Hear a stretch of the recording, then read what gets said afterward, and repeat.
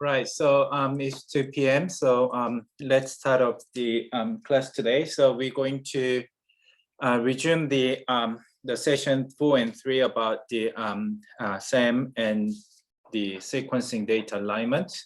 And as we learned last time, before we start, it's always checking whether you can hear my voice. So if you can hear me, then you can raise the hand. Okay, so it's working. At least one person can see that. So okay, so back to the SAM file format. So the sequencing data we have now is the get the large number of the sequence reads mapped to the reference genome, right? So once you get the sequencing data from sequencing machine, then it's stored as a FASTQ file, and that is we call the raw data. And from the raw data, we have lots of the sequence reads, so we have to find out where those reads are from, right? So and we have to map those reads to bounce to the reference genome. So using the reference genome, we conduct the alignment process. So this is the situation. We know the position, we know the location, then we can build up our sequence information using this reference genome, right? So from this process, we are using, let me log out this. This is quite annoying. Go away, sorry. Okay, that looks much better. Yeah, and in these alignment steps, we are having sort of pile-ups of the reads, sequence reads from the data set, and that is represented as the stacks of the reads onto the reference genome. And we have to come up with certain file format to represent this situation. So people developed the file format called SAM, which is the sequence alignment map format, and this is the single unified format for storing reads alignments to reference genome. So obviously you have to have the information about your sequence reads, but also you have to get the information about the reference genome where your reads are bound, right? And this is first introduced in 2009. This is the time when people, develop the NGS technology and they start using more publicly. So that time people thought about the format at the time. And this is the paper, why they think, this is needed, right? So this is again, generated from the 1000 Genome Project, and one of the first largest sequencing project in human history. And sort of some key people, they come up with the idea about the format of the sequence reads alignment. So, so you can see some key figures like Hung Lee, or the Bob Hansaker, or like Gabo Math or Richard Durbin. All of these people, they're sort of the first generation of the sequencing researchers, and they come up with sort of the idea about how to, store those information into certain format, right? And you can read the details about the SAM format. And key features I can summarize here. So SAM format can store alignments from most aligners. So we can use the specific aligners. Aligner means the bioinformatics tool that can do alignment for you, right? So you're not going to do it by your hands. You are operating by computer, and you are operating certain tools to do that, right? So I can choose tool A, or you can choose tool B, something. So whatever, any tools you use, we have to keep it in the sort of the same standard format, then we can compare those results to each other, right? So the same format can store alignment from most aligners, right? So there's the one thing. And it supports the multi-sequencing technology. So, it not just doing Illumina things, so it can do nanopores, it can do PacBio, so it can do ion trends as well. And same format supports indexing for quick retrieval and viewing.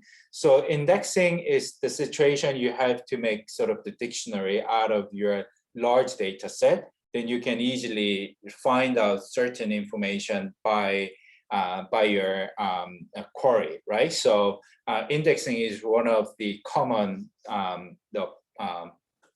tasks used in the computational science, and index is the situation, when you go to the, the map on a Google or whatever, Naver or down, then you can zoom in the certain position, then you can see sort of 1 or 2 seconds below, and you can see the details of the area of the zoom in, right? So that means that if you look at the map information on browser, it's not showing you everything on the first resolution, right? So you look at the overview of the map data, and then if you zoom in, then zoom in process use the index, then it can track down the certain position and it retrieve. So using get the information from that area and give you the much detailed information out of that process, right? So indexing here is same. So if you use like a millions of reads in your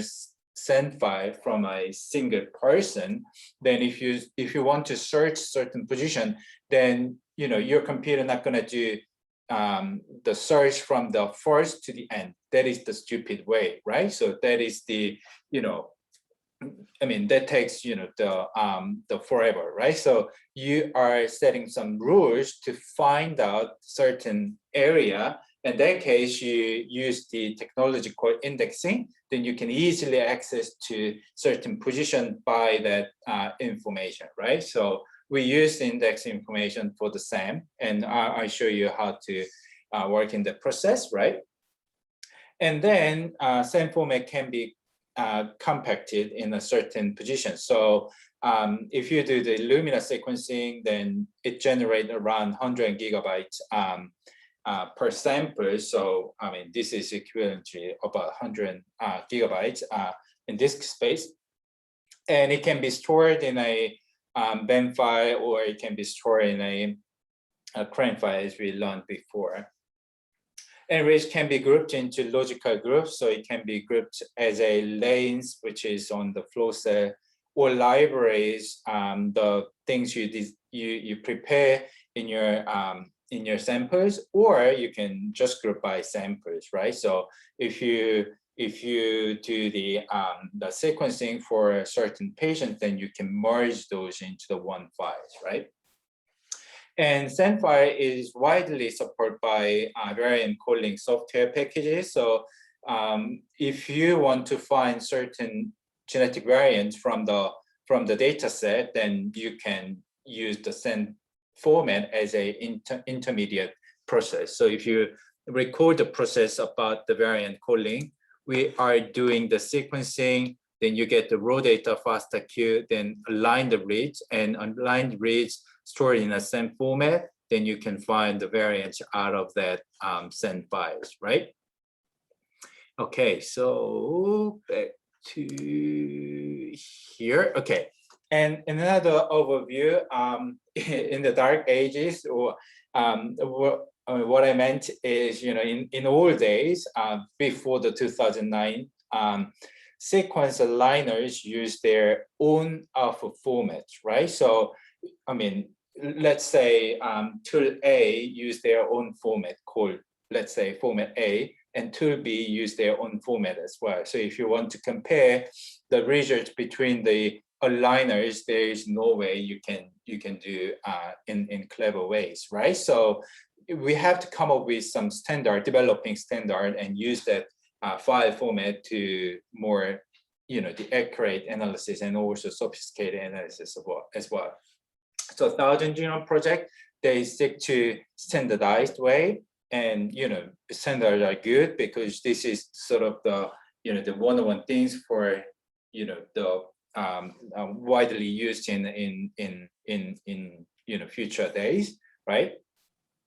and you know, the same format at the first time, you know, making standard is not easy. So I mean, we'd say at the first time was not that perfect as we expected, but you know, over the time we improved the format and thought about the, you know, the wide range of the situations. We, you know, we have to improve this part, we have to improve this part. So but the backbone is quite same, right? So the situation is like, you know, the first time people developed the SEN format, then people thought about, oh, we might need some binary format, because if you want to save the SEN format, then, you know, it's going to take, you know, large disk space. So people wants to use much handy format. So people came up with the binary format, which is the BEM format, right?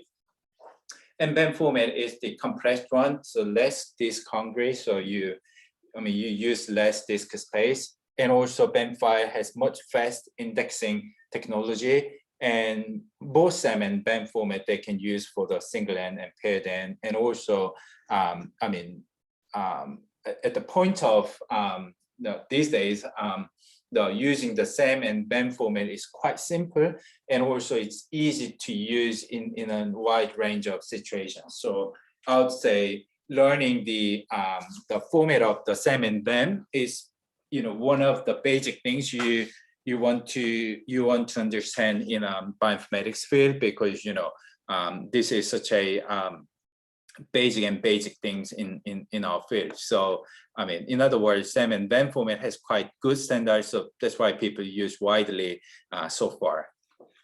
Okay, so let's look at more specific for the SEN format overview. This is based on the matrix format. So each line has the information about the sequence mapping, but each line has the multiple columns to represent the characteristics of the sequence reads bounds to reference genome. So SEM format has the 12 columns at least at a backbone. So the first column has the Q name, which is the equivalent to the ID names on your the FASTA queue, which is from the raw sequencing machine data set, right? So sorry, sequencing machine and also flow set, right? So that is the Q name. So it is actually the query name, and shortly we call Q name. And the second column is the flag, which is the bitwise information, and we're going to explain in later slides. And the third one is the R name, which is the reference sequence name. So the third column is representing, you know, which chromosomes this sequence reads are bound, is bound, right? So this is the chromosome 1. And the fourth column is the position, which is the one-based alignment start coordinate, right? And this is the sequence reads bounds to the reference genome position, which is the 8724005 position, right? So let's go to this area. This is probably met by HG19, and this is the chromosome 1, right? So chromosome 1 and this position. So let's look at where which things in here. Okay, so this is the chromosome 1, and this is located on the P arm, right? And this is the position on here, right? So 8724005, right? So this is the same position here, and this is one base pair resolution. So we want to zoom out bit, so 100 base zoom out and 10,000 base zoom out. So it's located in the intronic area of the RARE.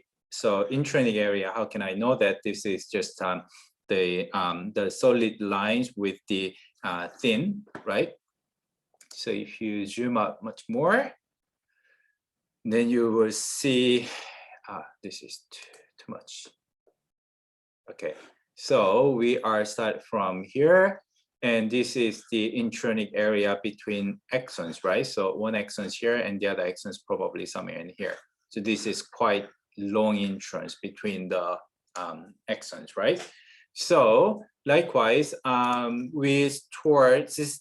So this is the graphical information. So same file is obviously the text information, right? So we store it in a text information and put it in like this, right? And the fifth column is the mapping quality. And the sixth column is the SIGA string. And this is coming as well. And seventh column is about the paired reads information. So where these paired reads are bound. So your first reads, so your reads is on this position, right? And this reads, if that is the sequence in a paired end sequencing, then this reads should have the pairs, right? So that pair is located in this position, right? So you can calculate the distance between these two reads, right? So this reads bounds in A724-005, A724-505, right? So this is about 500 differences between these two, right?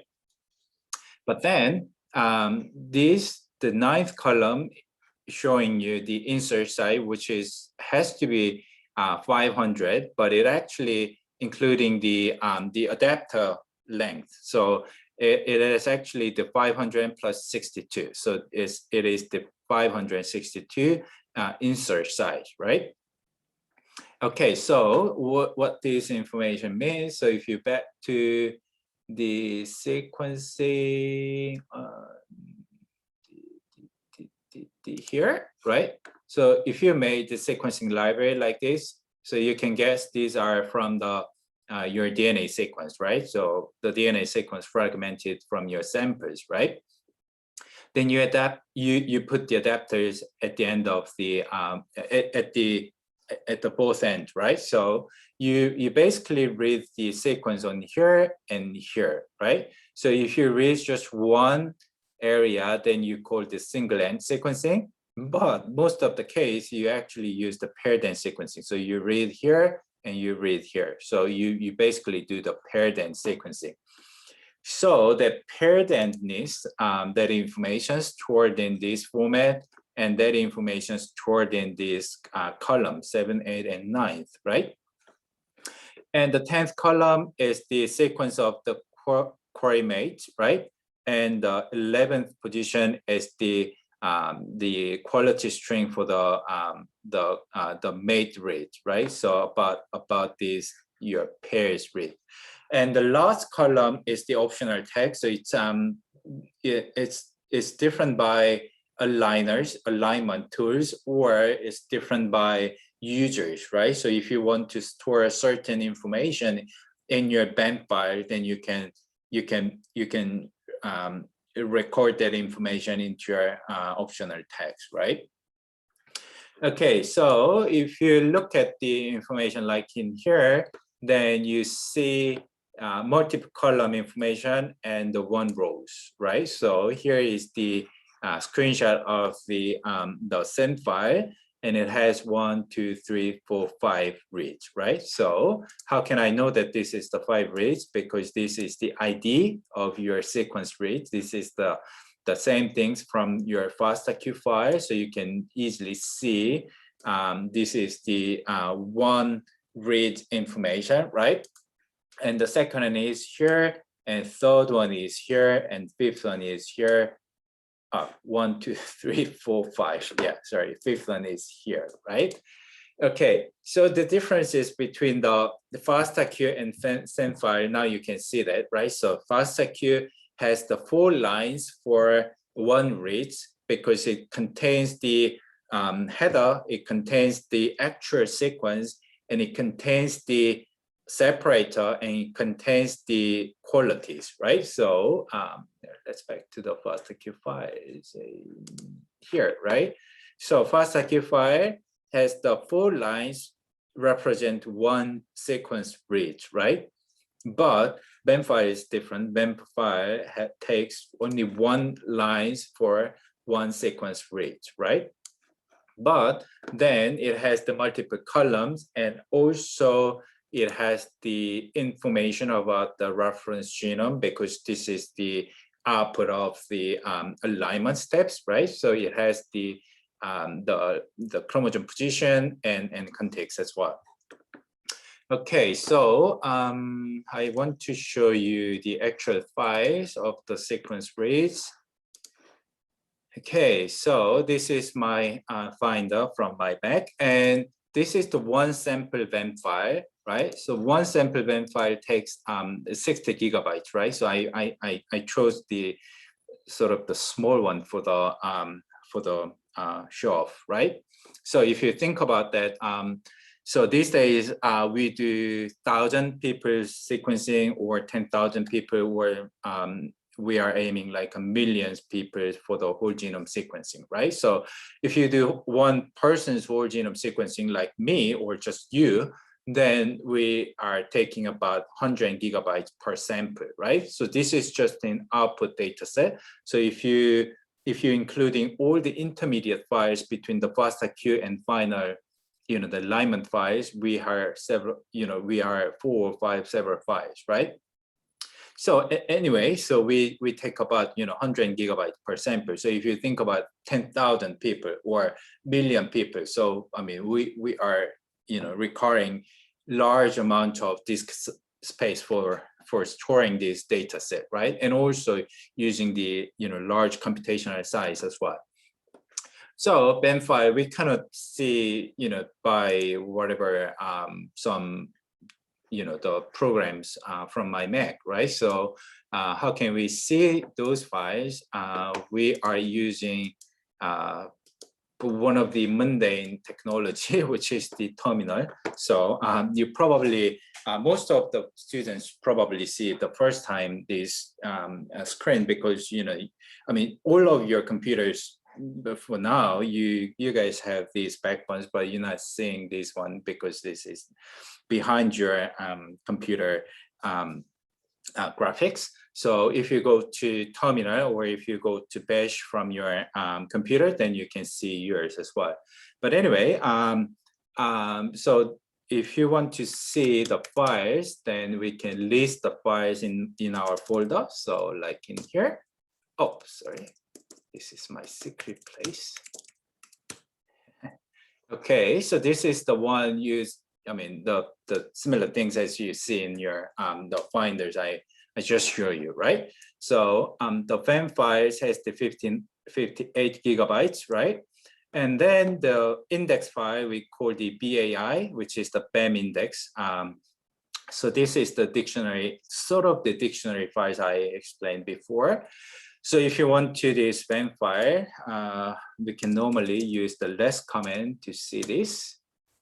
Then computer asked me, send BEM file, maybe binary file you want to see anyway. And I said, yes. Then it looks like this. So binary file, binary file is the compressed one, and it's also only interpreted by computers, right? So humans cannot interpret this by eyes, right? I mean, if you can do that, you better go to hospital, right? So this is normally by computers, right? So how can I see that? We have to use the specific tools to see these files, right? So well, we can see like this way. Then my computer is hacked. So so if you use the program called SAM tools, right? I mean, you can fill it as the tool for SAM file, right? Then you call the view command, then you put the files on here. But if you do this way, then the computers print out everything from my file. So I want to show only few lines, right? This is too long. I want to see only one line, right? So I get the only one line from the data set, and it looks like this, right? So same as the before, this is the Q name, and this is the flag scores, and this is the position of these reads are mapped, and this is the mapping positions, right? And chromosome 1 and 996, right? And then where's my paired located? And it's on the chromosome 7 and 00 to 9, right? So, and one question for you is why this library has the pairs in different position. This is the question, right? So Why? The reason is that if you want to go to this chromosome 1 position on a genome browser, let's back to here, chromosome 1, and then 996, then if we look at it, and it's located on the end of the chromosome 1. And you probably know where this, how we call this area. This is the area telomeres generally located, right? And telomeres are quite tricky stuff, and this is quite tricky, guys. So we cannot do the sequencing accurately, right? So if you want to sequencing this telomeric area, then it's always make sort of the erroneous mapping, right? So that's why if you want to see the what is that, the pairs location, it's on chromosome 7, because the sequence aligners doesn't really thought about, you know, where these guys located, right? So it's hard to tell. So it's on the, they predicted your pairs located on the chromosome 7. So if you want to see a few more lines, I want to see first 4 lines, then the first one is the all chromosome 1, all telomeric area, and my pairs position, chromosome 7 to 12 and 19, because the liners are quite confused about mapping. And also one more interesting thing is if you look at the mapping quality is the next column to position, right? So you can see these are all 0, right? Because the quality of the mapping is the rubbish, right? So it's not really the confidence mapping, right? Okay, so this is sort of the backbone of the SEN file. And if I actually want to see the area of certain position. So, okay, let's back to here. Okay, so what I want to show you, okay, we learned about SN2A, and SN2A is this position, right? So it's about 152,000 base pairs, right? So I want to see the area of SN2A in a from my WAM files, right? So how can I do that? We can use like this. So you can use the same command to operate your program. So samples view sample 1 BAM file and chromosome 2 and these positions, right? Then you can see, this is a little bit confusing, right? So I actually see the first few lines, right? So this is the chromosome 2 and these positions, right? And these positions, and it has the same chromosome 2 on the pairs position and their locations as well. So here you can probably notice that why the pair chromosome represented as a equal symbol, right? Not chromosome 2. The reason is that this is the same as the pair information. So the first read, and if you want to save the file, if you want to save the disk space, you better use the shorter form, right? So if you store here as a chromosome 2, CHR2, which is the 4 character, right? But if you just represent as equal, which is meaning the same, then you can basically save the 3 bytes. So 3 bytes is really matter. So if you think about the million reads from the same file, and 1,000 people, 10,000 people, or millions of people, it will save like a petabyte data set, right? So that's why people thought about how to save the disk space, and they better use just use the 1 character to represent the same chromosomes position for the pair read, right?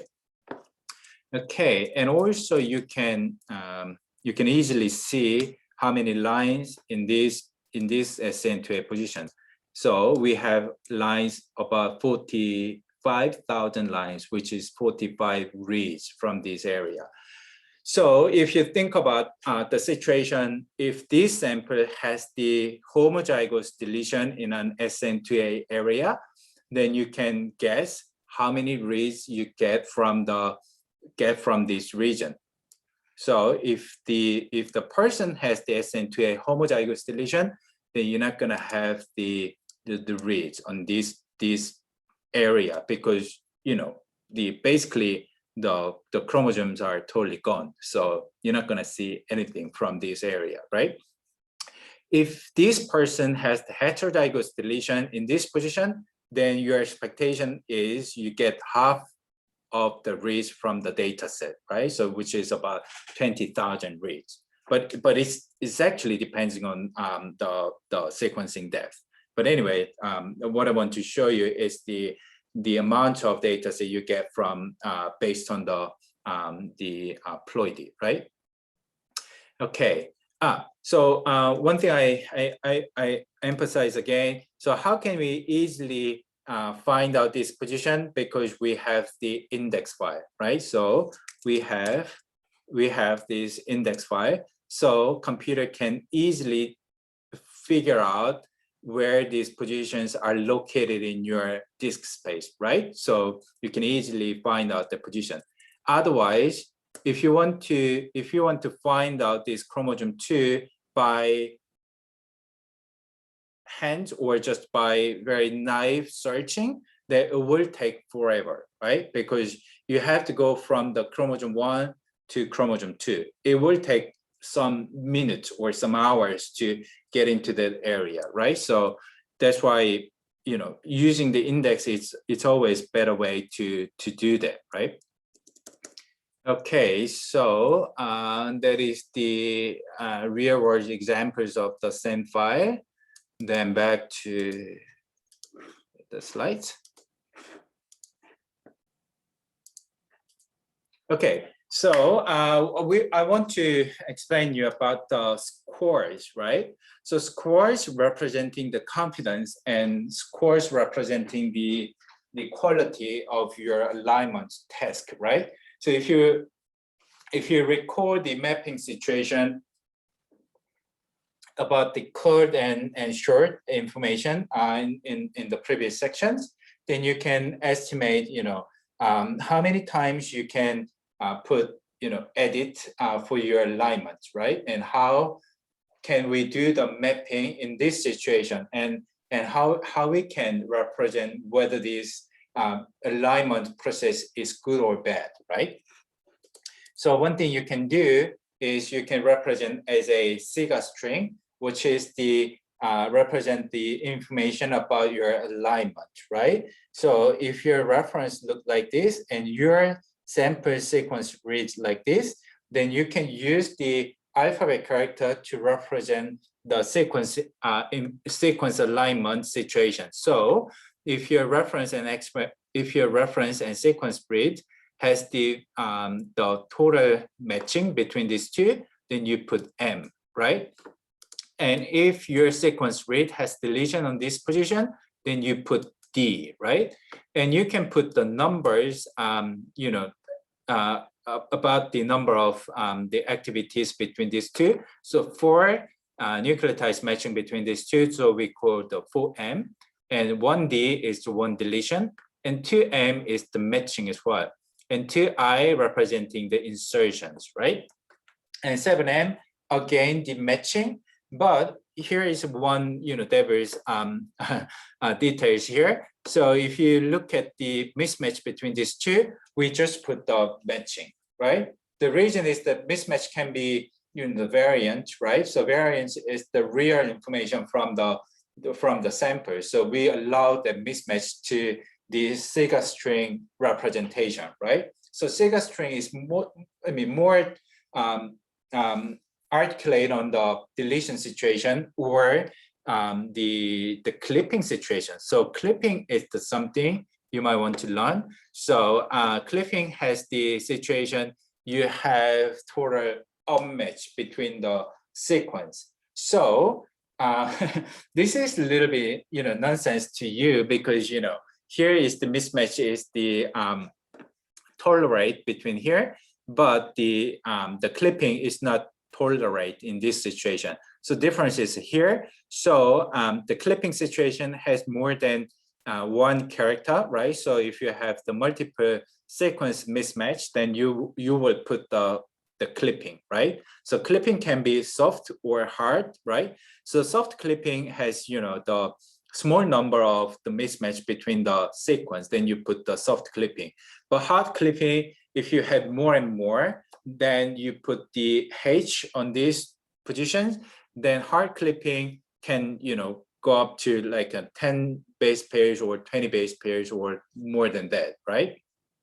So Sega string easily represent each sequence reads situation for the mapping. Then we can easily extract the matching information from the SEM or BAM files, right? So if you look at the first few lines of your SEM files, so this is the key name, and this this is back to the flag. So Sega string, I want to show you more about the Sega string. Back to the terminal. Okay, so this is the few sequence lines from the SN2A gene area, right? So you can see all of the flag column, Sega columns here has the 151M, right? So this is easy, right? Because that represent the two things. So the first one is this reads is the all of the nucleotides in this reads are matching to the reference genome, but it can allow one base pair mismatch for the SNPs, right? And then another meaning is that 151M means that we do the sequencing 101 base pair, right? So if you read this information, you can infer about the experimental design, right? So you can infer that this is from 101 base pair long sequence, right? Because our the read length is 151 matching, right? And another information is we get the paired and sequencing because you're paired information in here, right? So this is the two things, right? And one more, the information about the insert size. So insert size here is minus, so minus 351. If you look at the positions here and here, so these positions is the behind this, right? So the reason is that if you look at the SN2A gene in here, SN2A gene has the on the fourth the strand, right? So it has the information comes first here, and your paired sequencing should be on here, right? So if you go to the read information here, then you can see 165-239-267, and this is the 165-239-067, right? So 200 earlier than this, right? Before than this, right? So 200 before than this is because the sequence reads comes from the reverse trend, right? So it's a sequence from your sister's chromosome, then it's on the reversed way on compared to gene strand, right? So SEM file has lots of information inherent in the file format. Okay, so back to the slides. Okay, and the flag columns on the second position, this is the based on the bitwise information. So the scores look like just an integer, but this is actually the combinations of the bitwise numbers within these numbers. So what is the bitwise numbers? This is based on the 2 times something, right? So and it's sum up by each status, right? And this each status representing the situations these reads can have in a quality characteristics, right? So the first one, let's say the reads originates from the paired and sequencing molecules, and if it's yes, then it will take a 2 to 0. So it will become 1, right? And the second information about reads mapped in the proper pair, right? In that case, you give the 2 to 1, then you will get the score 2, right? And the third situation, the query sequence itself is unmapped, right? So if that is not mapped in a reference genome, then you will get 4, right? So this is the easy way you can check the quality of your sequence reads, because you can easily decompose that information from the flag scores, right? So if you get the flag scores like this, right, 97, then you're not gonna calculate this information. So you can easily go to send file. Google. Then you search flag scores send file.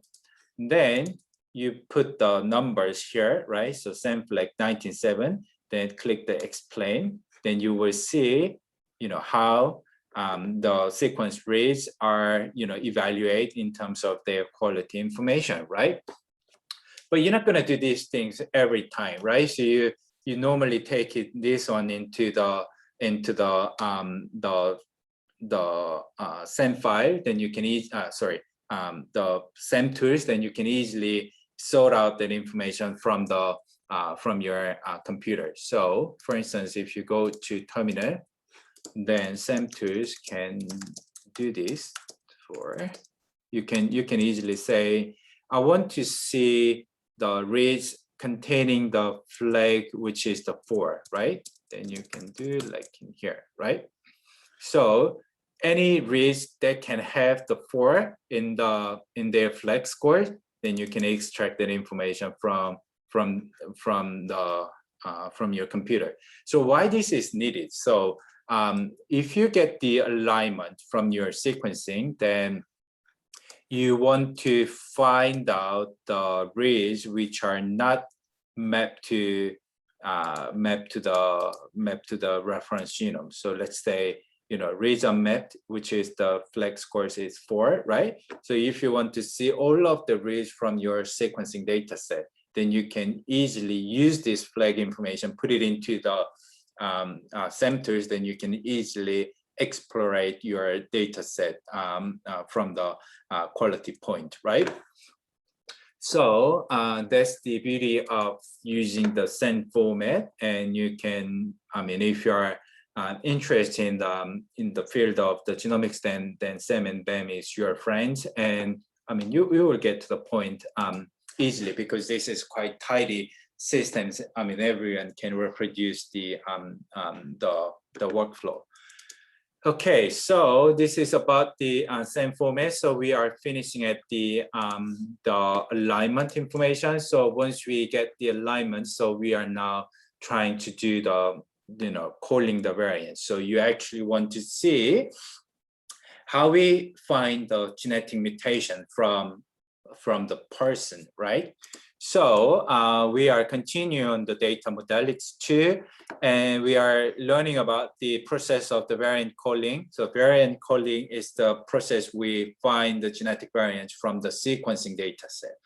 And the second object is the data format for variant calling and variant annotation. And this is one of the critical things you have to understand in this session.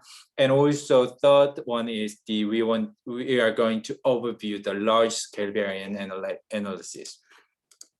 Okay, and the lecture slide, part of the lecture slide again from the Aaron Kinlan, and the lecture is totally, I would say this lecture is totally new to the second year students or other students as well. if you're from other department, this is totally new things. And because this contains the latest, the core concept in genomic research. So, there are a couple of textbooks about these concepts, but I would recommend you read the references I linked in the slides, and also manuals, right? So reading manuals is the critical thing. So if you think yourself, you are the person reading manuals every time you buy something, you are half ready for research. So please read the manuals. Manual, I mean, takes everything for you. Okay, so an overview as well. And the first section is the variant calling. So we get the FASTA-Q file from the sequencing machine, then we did the alignments, and then we do we get the BEM files, right?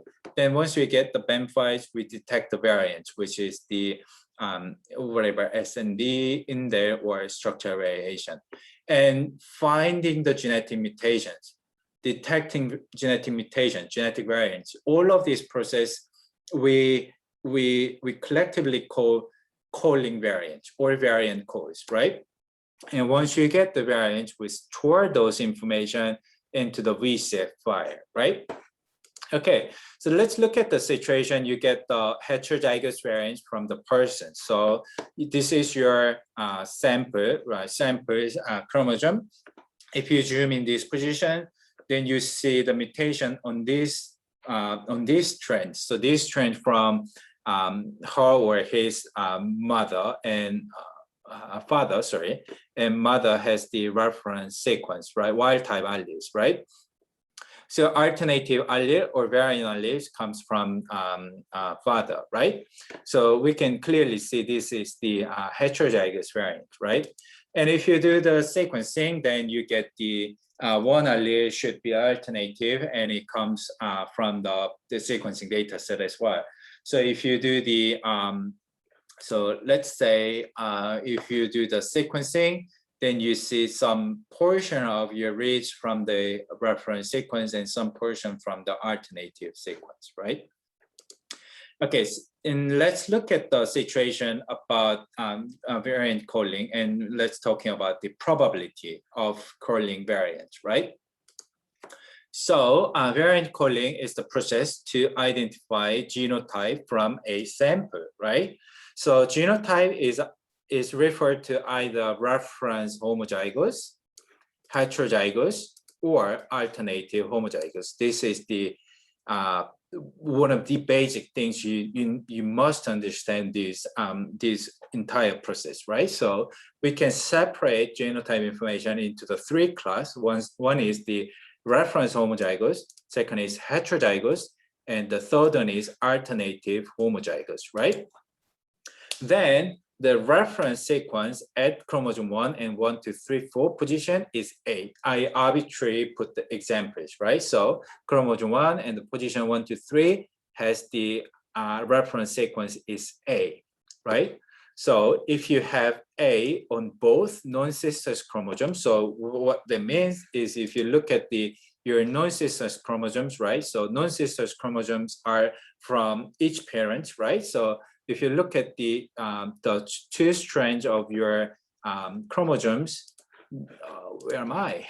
If you have the A on both non-sisters chromosome, it is called same alleles at a locus or reference homozygous genotype, right? But then if you have A on one non-sisters chromosome and don't have A on the other non-sisters chromosome, we call that, if you look at the locus, it has different alleles, right? And that situation we call the heterozygous genotype, right? So one non-sister chromosome has the A, so one A allele, and different allele, not A. So let's say it's T, then you have the genotype A to T, right? So that case we call the heterozygous genotype. And the third scenario is if you don't have A on both non-sisters chromosome, we call that same allele at a locus. So this is the same situation as this, but it has the alternative homozygous genotype, right? Because it has the, let's say it has the both T on this locus, then you have TT, then in that case you have the alternative homozygous genotype, right? So if you back to this example, so we can clearly see that two different alleles on the locus, right? And then we call that this is the heterozygous genotype, right? So it has the reference allele T and alternative allele C, right? Or alternative allele, or we call the variant allele. So two different description. Okay, so let's imagine the situation you have the 8 times depth whole exome sequencing. So we read these times, right? So 8 times depth whole exome sequencing for your samples, right? So if you look at certain person's exome sequencing data set and you get the 8 times depth, which means that you have the 8 reads on a genomic sequence information. Then if you want to find heterozygous genotype, you know the heterozygous genotype should happen on this locus, right? Then you can see that, can you tell this, which genotype this person has the T on locus, right? So here, right? So this person has the T on their sequence read, but this person also has the C allele on their, on his sequence read. So half is T, half is C. The reason is that because this person has the heterozygous genotype, right? So heterozygous mutation, right? So let's assume, this is the same assume. Okay, so if you find the heterozygous genotype at a locus of T, so this locus, right? You are expecting to have 4 reads for T and 4 reads for something else. In this example is C, right? So you have 4 T, 4 C. So 50% and 50%. So in theory, it should be sequenced for both chromosomes with equal probability, right? So you have the 2 non-sisters chromosomes, right? And if you collect the cells and extract the DNA, your expectation is you get the same probability of the heterozygous sequencing. But in reality, it's not always happening in this way, right? This is the critical things you need to understand and come up with why. The first thing is all measurements, not just the sequencing, all kinds of the measurements in our life science is now operate 100% expectation, right? Sequencing machine is not an exception. So, if you do the sequencing, your expectation is the 50% for heterozygous for the probability, but sometimes it happens at the 46%, 30%, or sometimes 20%, right? So it's not always working as you plan, right? And another reason is that NGS use the PCR amplification during the sequencing, right? So PCR amplification is known to give you some bias in your variant calling process because PCR amplification is prone to low or high GC sequence. So if you think about the molecular biology, the GC has the triplet bonding bond between the sequence, and it has the different the nature and also binding temperature for their strand formation. So PCR amplification is not equally working in a area with the high GC sequence, low GC sequence, or medium GC sequence. So it also has it has some variation within the PCR amplification. So you have to keep in mind that the your probability can be distorted by the background information in terms of the sequence context. Okay, so here is the key concept about describing the probability. So we use the terminology called allele balance, right? So literally, this represented the balance between alleles, right? So alleles means the 2 alleles you used in a diploid genome. So if you look at the human genome, we have 2 chromosomes in our body. So you have the 2 alleles at a locus, right? And we are put the distribution of these alleles balance within a locus, right? So our expectation is we have the 2 alleles with equal probability. So your allele balance has to be 0.5 because this is the 50%. So let's back to here. If you do the 8 depth whole exome sequencing, your allele balance has to be 50 or 5, right? So 50%. So because this is the 8 reads here, and you have the 4T, 4C, so it has to be 0.5 for the allele balance, right? But then if you plot the distribution of allele balance from the millions of the SNPs, 10,000s of the index from your person's genome, then it has the distribution like this. It's not always the 0.5. It has some distribution between these two, right? So why this has happened? So your expectation is 0.5 because we are diploid, but some of the allele balance can happen, like 0.4, 0.25, or sometimes, close to 0, right? So let's say if you do the 100 times depth whole exome sequencing, which means that 100 times sequence read on a certain locus, right? Then if you find the heterozygous variant, which is the 0.5 allele balance and located sitting on here. So that means the 50 reads for the reference alleles and the 50 reads for the alternative alleles. So your variant calling program called this is the heterozygous variant. So the question for you, would you trust this result as a heterozygous? Out yes, right? Because this is 0.5 and this is coming up as a expected, right? But then if your program called heterozygous variant with the 0.08 allele balance, which is the 8 reads for the reference allele and 19 reads for alternative allele. So do you think this is the heterozygous? I would say no, because this is probably alternative homozygous genotype, not heterozygous genotype, because this is almost close to, sorry, this is the, I should fix that. This is the, not the, sorry. Okay, so this is the 92 reads for the reference allele and 8 reads for the alternative allele. So we can calculate this is 0.08, right? Because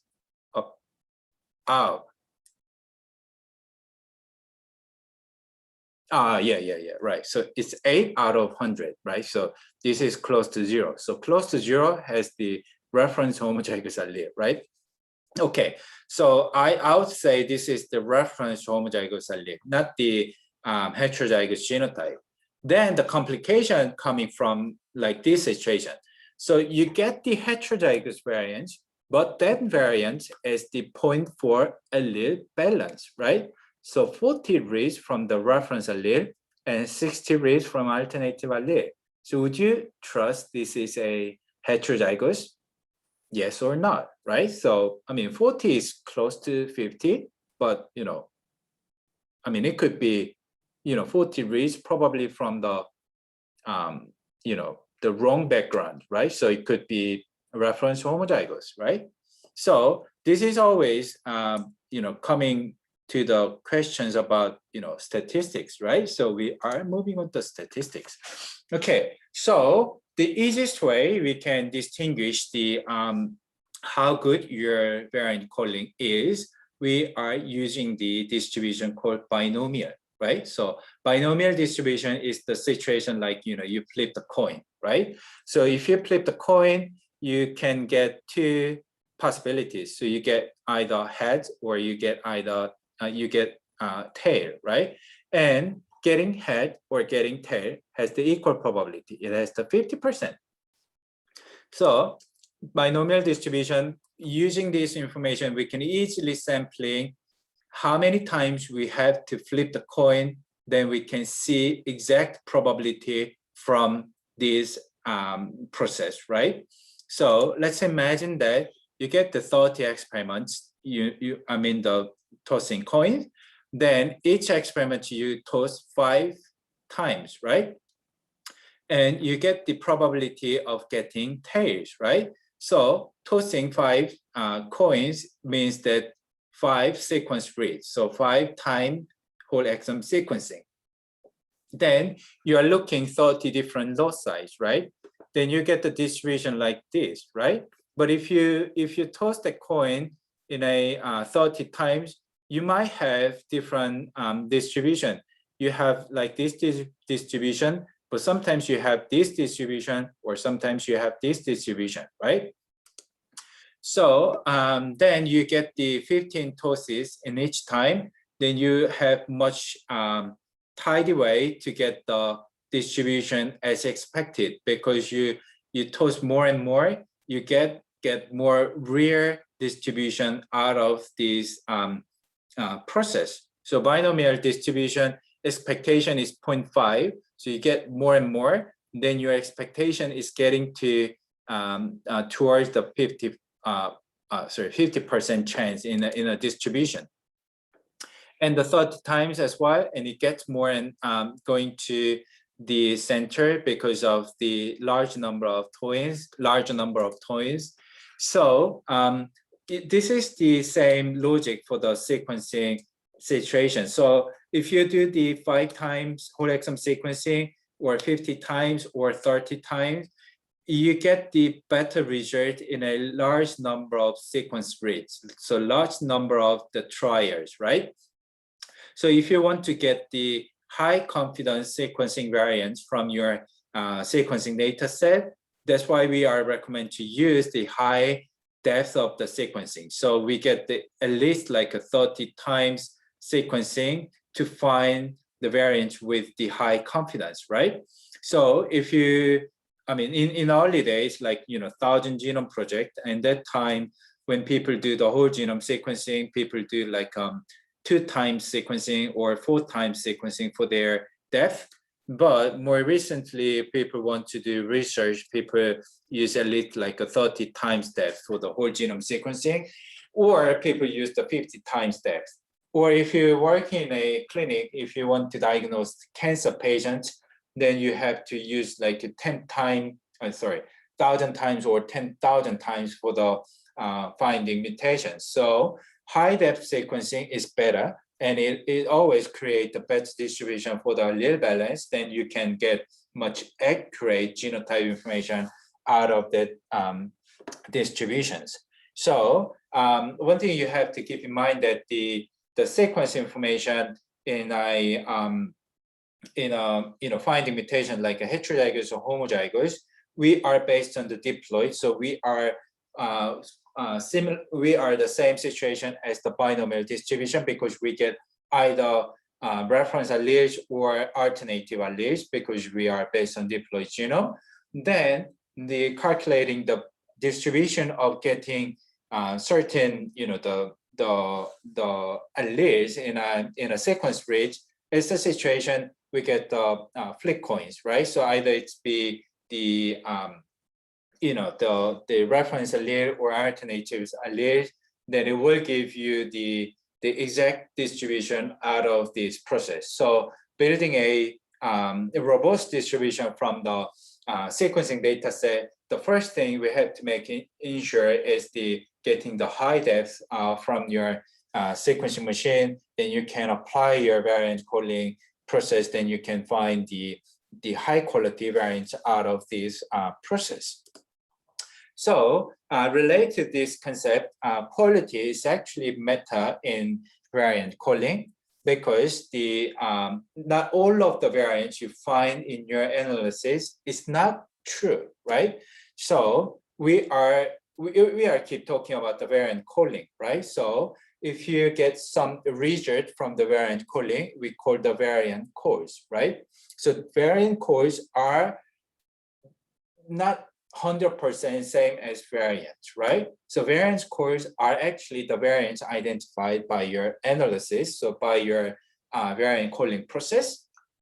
But some of these variant calls can have true variants, but also some has the false variant, right? So if you do the variant calling using the bioinformatics tool, then you probably find true variant calls from your data set. But in reality, as I mentioned, they're not 100% accuracy for the process. So some calls probably false, right?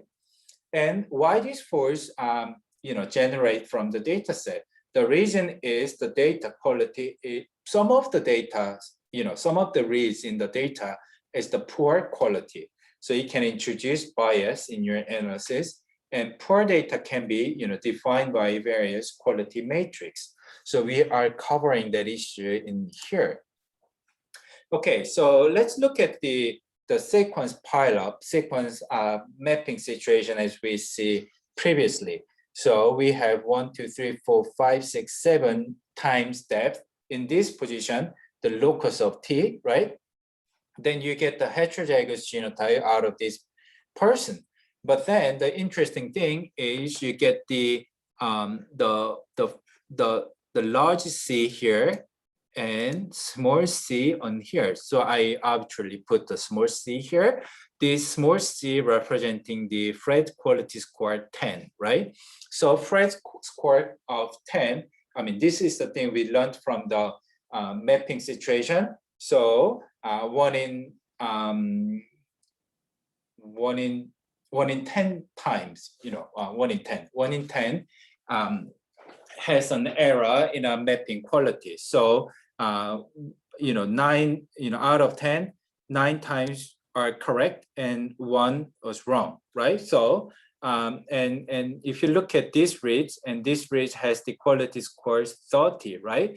So it has the 1 in thousands error, right? So I mean, if you look at these 7 reads, then we have to come up the situation like, whether we trust these 3 C's in a variant calling situation or not, right?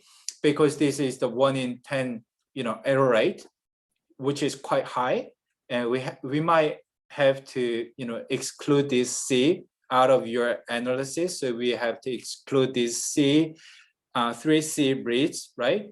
Then after that, you get only 4 reads, right? Then out of these 4 reads, you have the 3 T and 1 C. Then your allele balance is going to be 25, right? So that case, I mean, we cannot, confidently call this is the heterozygous genotype. It could be homozygous reference genotype, right? So this is the situation we are sort of dealing with, every time in a sequencing data set, and we have to come up with certain solution to find out, to assess the variant quality from the sequencing data set, right? Okay, so this is the real world examples from the genomic viewers. So this is the same concept as this, right? So this is much, the wider version. So if you look at the location of the T, then it has the reads, has the C on here. So we can easily guess that this is from the homozygous alternative genotype, right? For C alleles, right? So both alleles has the C, right? But if you look at closely, like in here, so this reads has the very vague C on here, and this reads doesn't have C. This reads has the vague C, right? So this vague C has the lower quality, right? So we can exclude these 2, right? Then one reads has the T base pairs here, right? So if you think that this is probably, let's say around 100 reads, then out of 100, only 1 read has T. So allele balance is the 0.01, right? So we can, 0.99, right? So we can easily think that this is the alternative homozygous genotype, right? So we're not gonna do by, by your eyes. I mean, all the computational programs can calculate for this, right? But what I want to emphasize is how we can trust our genotyping process, right? So this is the 2 individuals, right? So one individual has the T alleles on here, and the second allele has the T alleles in here. Then if you look at, briefly, both individual has the heterozygous genotype, right? I mean, this is for sure. But then question is, which genotype prediction, so which individual has high confidence for their heterozygous genotyping? We can guess that individual 1. The reason is individual 1 has 1, 2, 3, 4, 5, 6, 7, 8, 9, 10, 11, or blah, blah, 20. Individual 2 has around like 10 reads. So you have more reads on this locus. The individual 1 has higher confidence for their mapping, right? So this is the one way we can think about the genotype quality. So more reads on the locus, then we have higher confidence in a genotyping process, a variant calling process. Sorry. Okay, and then some of the things is like the machine itself can have the sequencing error, right? So, some machine like an Illumina in early days, it has the G to T conversion in their, A to G conversion in their machine. There was the inherent problems like, when you use, iPhone or when you use Galaxy, all of, mobiles, they have their own problems. So likewise, the sequencing machine, they have their own problem in a machine. So we have to systematically evaluate those results, and people can improve their machine later stage. But what I want to tell you is the sequencing machine itself has an error, so it can introduce noise in a variant calling process. This is the same thing. And another possibility is the strand bias from the PCR amplification. So as I mentioned that some sequence context has less GC nucleotides or high GC nucleotides. So you probably have much more numbers of the strands for the GC because it's preferably bound to the PCR amplification. Then you get more C or more G in your variant calling, right? So that could another possibility from the PCR implication. So that situation we call the strand bias, because the strand bias means that that strand has the high GC contents or low GC contents, then you have the different allele balance in your variant calling. So there is another possibilities of getting error in variant calling. And another possibility is we have lots of paralogy in our genome. So we are the consequence of evolution. So during the evolution, the genes are duplicated, and duplicated sequences are quite similar to each other. And that is the messing up your genotype information. So that case also the variant calling can be, quite unexpectedly done in your data set. So that is another way introduce the error. And also calling index is much harder than SNPs. So if you look at the data set of the SNPs and index, they're having quite different quality information. So in general, index has index cores has lower genotypic quality than SNPs because index are quite unique, and there is the much larger the sequence information. So it has much higher rate of the errors can be introduced in their mapping. So if you get the the variant codes at the first time, then you have the high portion of the first codes in an index codes, right? So index is the, we can say it's generally harder than SNP calling. So what people can do is they can do more specific alignment just for the index. So we call this process is the index realignment, right? We did the alignment, but we did again for the just for the index genotype. So what people came up for this quality information in the end is they developed the algorithm called variant quality score recalibration. So shortly called VQSR.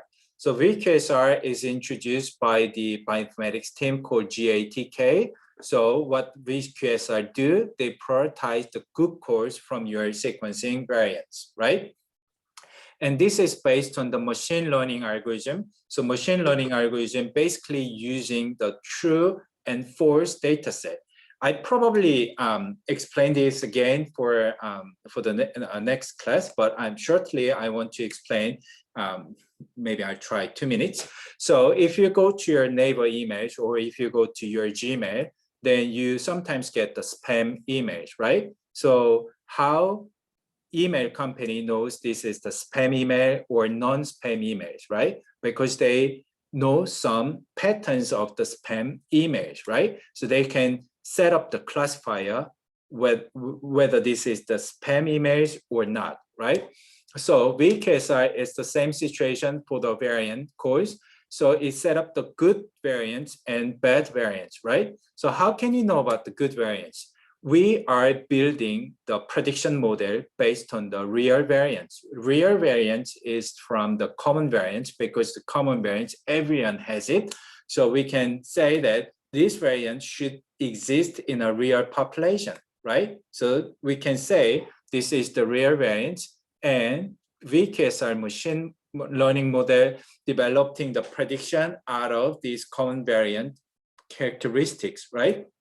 So they're learning the features, they're learning the characteristics from the quality scores of the common variants, and then they predict the variants, whether these variants are like these common variants or not, right? And they judge that information, then take the information whether these variant codes are true or false, right? So after all of this process, VKSI give you each variant, whether this is pass or not. So pass is just pass, and the failed information is the VKSR trench, right? So they're not putting fail, they're putting the specific way. So VKSR is one of the common way people normally used in these days for the genomic research. And what you understand in this, the first thing is in your variant calling process, you can get false variants, right? So this is the one thing you need to remember. And then you have to filter out the real variants from the your variant data set, right? And for this process, we use the specific artificial intelligence, which is based on the machine learning algorithm. Then this is based on the common variants. Then you can apply the concept to find out the real variants from your data set. Okay, so this is up to the variant calling, and we are continuing to VCF format Wednesday class, and there will be, I think there will be suit to the Wednesday, and we'll follow up the review session next Monday, and next week Wednesday will be exam. So you probably feel it, this session 3 is totally alien to you because this is totally new thing for, your given biology, right? So, but again, I would say this is the basic things for the current genomics. So, if you're not understanding all of this basic terminology, there is no way you can, work in a bioinformatics area or the data science area. This is just one things for the genetics, right? So please review the slides before the class. Otherwise, it will be really fast in your learning. And also, it's always encouraging to leave your questions on the Slack channel. Then it will bridge the gap in your study. Okay, so I think that's good. And I hope you enjoy the good start of the week, and we'll back to the next this Wednesday.